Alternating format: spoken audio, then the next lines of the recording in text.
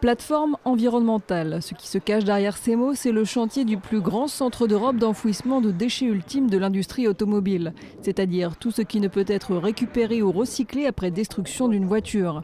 Un chantier qui inquiète la filière hippique de l'Orne, car ce site qui recouvrira une surface de 17 terrains de football pour une hauteur à terme de plus de 20 mètres de haut est situé à Nonant-le-Pin, en plein milieu de plusieurs des plus illustres haras de l'Orne. Tout le monde habite là autour à moins d'1 kilomètre. Avec leurs chevaux, ils ont fait des efforts pendant peut-être plusieurs générations pour entretenir ce coin-là et on vient mettre un tas d'ordures à la porte de ce village.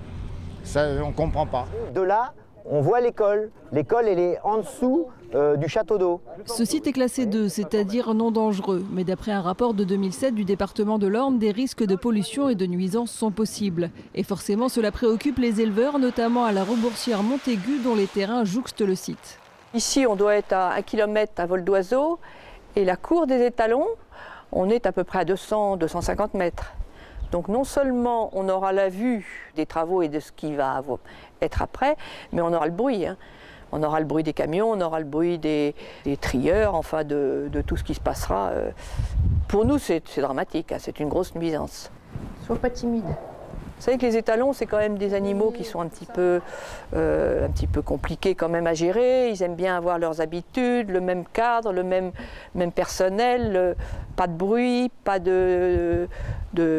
justement d'agression extérieure. Et là, est-ce qu'on arrivera à les habituer à tout ce changement? J'espère, mais pour moi, je suis assez pessimiste. C'est à la Reboursière et au haras de Nonant, tout près, que sont nés 2 des meilleurs 3 ans actuellement, French 15 et Saunois.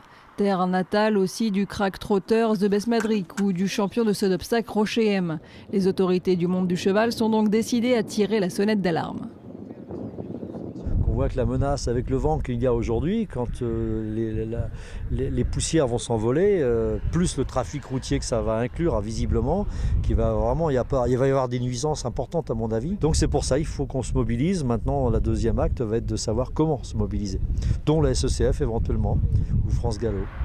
Les opposants au projet, regroupés en association, ont lancé plusieurs recours légaux. Ils n'excluent pas de porter l'affaire devant la Cour européenne s'il le faut.